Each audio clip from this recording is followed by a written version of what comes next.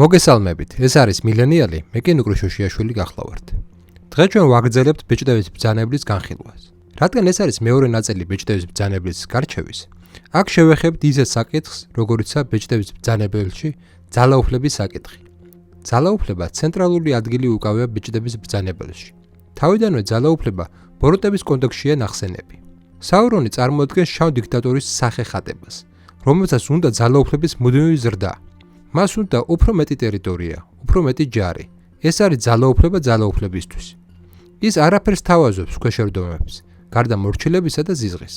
კეთილშობილი და ლამაზი ელფებიც კი მის ძალაუფლების ქვეშ იქცევიან მახინჯ და უპიროვნო ორკებად.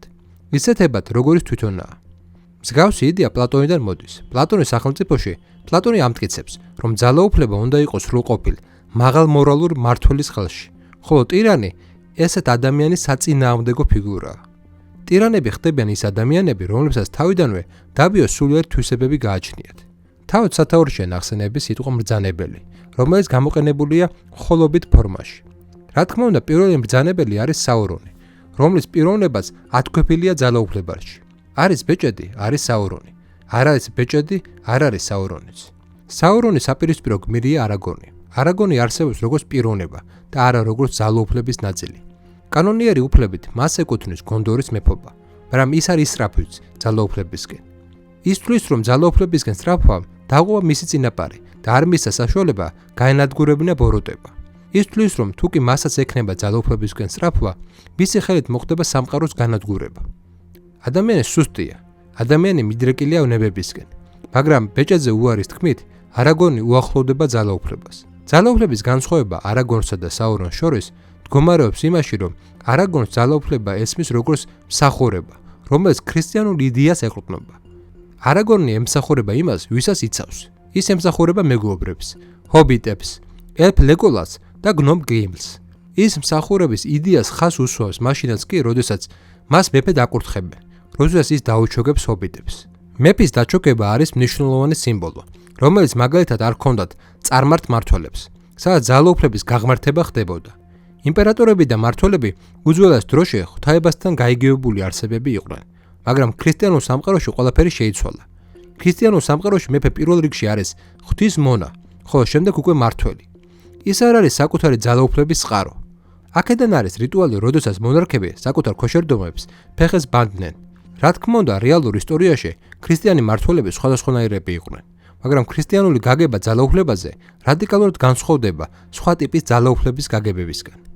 წიგნში ასევე ხვდება ბორომირის პერსონაჟი, რომელიც ემსახურება მამამისს, გონდორის გამგებელს და მის ხალხს. ამის მიუხედავად, ის როდესაც ხვდება არაგონს, ანუ გონდორის კანონიერ მემკვიდრეს, ის განიცდის მის მიმართ ეჭვიანობასა და უნდობლობას. ეს ეწინააღმდეგება სამეფო ინტერესს და სწორედ ამიტომ ამ გზას ბორომირი მიხავს ბეჭდების სადმოს ღალატისკენ, როდესაც ფროდოსთვის ბეჭდის მოპარვას შეეცდება. ამის შემდეგ, როდესაც მას დანაშაულის გრძნობა გაუჩნდება, ცოდვებისგან გამოსყიდვისთვის ის დაიწყებს ჰობიტების დაცვას, მისი სიოცხლის ფასად. სიკვდილის წინ კი ის აღიარებს არაგონს როგორც მეფეს და მის მსახურებაში შევა. ამ აქტით ის გვაჩვენებს იმას, თუ რას ნიშნავს მსახურება, რომელიც არის არა მარტო ვალდებულება, არამედ გაცნობიერებული არჩევანი, რომელიც სიყვარულისგან გამომდინარეობს და რომელიც უმაღლეს საზრეს წარმოადგენს. როდესაც ძალაუფლებაზე ვსაუბრობთ, პირველ რიგში უნდა ვახსენოთ საკუთარი თავის მართვა. ამ საკითხს კი ყველაზე გამოკვეთილად ფროდო ეხება. როდესაც ფროდო ხვდება გოლუმს, ის მას თანაგრძნობით ხვდება. გოლუმი როდესღაც იყო ჰობიტი, მაგრამ ბეჭედმა ისე დაიმორჩილა ის, რომ მოხდა მისი პიროვნების ტრანსფორმაცია და ის სხვა არსებად გარდაიქმნა. ფროდო უყურებს მას სარკისებურად. ის აცნობიერებს, რომ რაც გოლუმს დაემართა, შეიძლება მასაც დაემართოს, თუ კი ბეჭედს წინააღმდეგობას არ გაუწევს. ეს მას თითქმის გამოუვა, როდესაც ბეჭედს დანიშნულების ადგილზე მიიტანს. ჩვენ ვხედავთ კიდევ ერთ პერსონაჟს, გენდელფს. გენდელფს გააჩნია ძალა და სიბრძნე. ის გადის გზას როგორც ორდენის მსახური, რომელიც თვითონ ხდება მმართველი. გენდელფის ძალაუფლება არის ასევე ძალაუფლება თავის თავზე. ის უარს ამბობს ბეჭედზე. ის იყენებს ძალაუფლებას, მაგრამ საურონისგან განსხვავებით, მისი ძალაუფლება ეყრდნობა სიბრძნეს. ის არ ართმევს ძალაუფლებას მეფეებს, არამედ პირიქით მათ ძალაუფლებას განამტკიცებს, როდესაც სიბრძნეს უზიარებს და მათში საუკეთესო თვისებებს ანვითარებს. შესაბამისად ბეჭდების ბრძანებელში ჩვენ ვხედავთ ორი ტიპის ძალაუფლებას. პირველი, გამანადგურებელ ძალაუფლებას, ანუ ტირანიულს და მეორე, შემოქმედებით ძალაუფლებას, ანუ მსახურებით ძალაუფლებას. ეს უკანასკნელი კი შეუძლებელია სიბრძნისა და მოწყალების გარეშე. არაგონის და გენდალფიც ფილმში არაერთხელ საუბრობენ და სჩადიან შეწყალების აქტს. გენდალფი მოწყალებას სიბრძნეზე მაღლა აყენებს. ბრძენ მართლს ესმის, რომ ძალაუფლება მისგან არ გამომდინარეობს და მისი ძალაუფლება შეზღუდულია. ამიტომ ის რეალობაში რჩება.